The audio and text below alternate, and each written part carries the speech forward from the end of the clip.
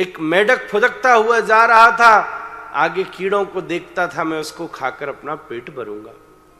मेढक के पीछे एक सर्प जा रहा था कि इस मेढक को खाकर पेट भरूंगा। सर्प के पीछे एक मयूर जा रहा था कि इस सर्प को खाकर पेट भरूंगा। सर्प के मयूर के पीछे एक सिंह जा रहा था कि इस मयूर को खाकर पेट भरूंगा। और सिंह के पीछे भी धनुष बाण लिया एक व्याधा जा रहा था, इसको मारकर अपना उदर भरूंगा। कालह तिष्ठति पृष्ठतः कचधर। मृत्यु सबके पीछे किसी न किसी रूप को धारण करे बैठी थी, पर केनापि न ज्ञायते, किसी ने उसका संज्ञान नहीं लिया। इसलिए विवेकी व्यक्ति वो है जो मृत्यु की वास्तविकता का बोध कर लेता है और उसकी तैयारी करता है। मृत्यु की शैया पर बैठा हुआ व्यक्ति क्या कर सकता है? बड़े बड़े योगी आएंगे, अरे भैया आसन लगाइए, बोले मसंद तो लग नहीं रहा, आसन कहां से लगाएंगे। तीर्थयात्री आएंगे, चलो भैया चलें बद्रीनाथ चलें, बोले बाथरूम तक तो जाए नहीं जा रहा, बद्रीनाथ कहां से जाओगे। बड़े बड़े याज्ञिक आएंगे, लाओ श्रवा पकड़ो भैया, 2-4 आहुति गिरा दो, बोले पानी का गिलास और गोली कैप्सूल तो पकड़ा नहीं जाता, ये कहां से होगा। ऐसी स्थिति में न योग हो सकता है, न यज्ञ हो सकता है, न व्रत हो सकता है, न तीर्थ हो सकता है। ऐसी स्थिति में भी जीव आर्द्र होकर प्रभु का नाम पुकार सकता है। योगी नाम नृप निर्णीतम हरिर नामानुकीर्तनम। मृत्यु के समय उसी का नाम याद आता है जीवन भर हमने जिसका अभ्यास किया हो।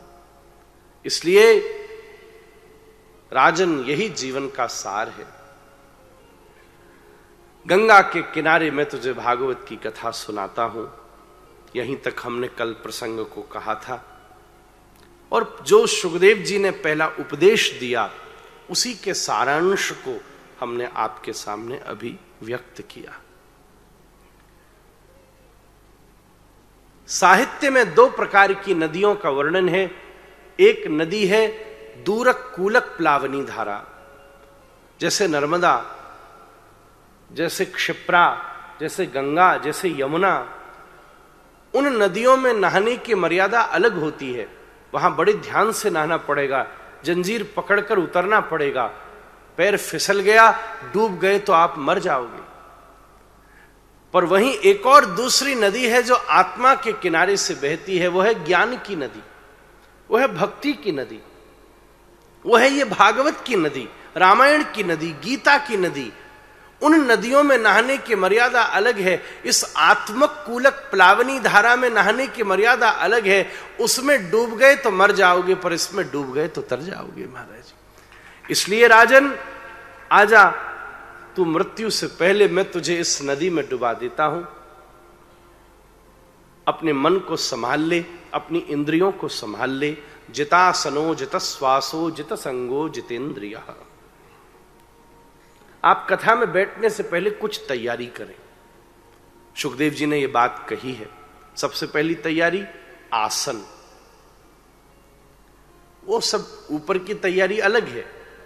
आसन, आसन शब्द को यहां यूं समझना होगा, मैं कितना समझ चुका हूं और मुझे कितना समझना है। This much I know and this all also I want to know. This is what I want to know. This I have achieved. This is where I want to go. मैं इतना समझ चुका हूं और इतना समझना बाकी है। जब आप इस विचार के साथ बैठते हैं तब आप आसन पर बैठते हैं।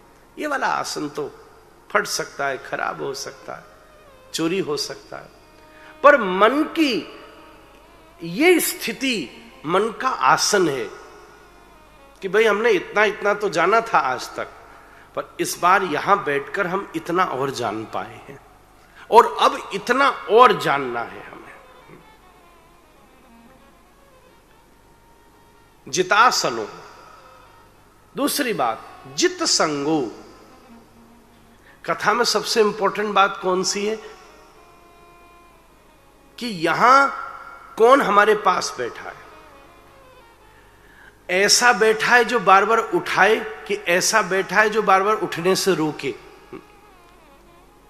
कई बार ऐसा हो जाता है। ऐसा तो नहीं बैठा कि हाँ चलो महाराज ने भजन गाया, चल यार एक चाय पिया थोड़ी सी,